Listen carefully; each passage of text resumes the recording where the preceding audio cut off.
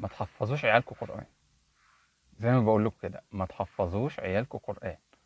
ولو بتحفظوا عيالكم قرآن ووصلتوا معاهم لمرحلة انه لو ما حفظش بيتعاقب، لازم توقف فورا، لان كل ده هيروح هباء، هيضيع في لحظة. الأهم من حفظ القرآن إنك تعلمه القرآن.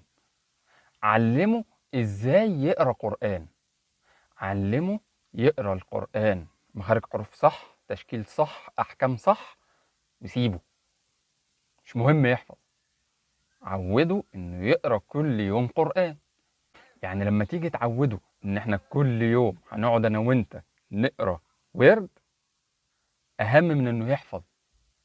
لما تيجي في رمضان تعيشه جو المنافسة، وتعيشه جو هنشوف مين اللي هيختم القرآن الأول،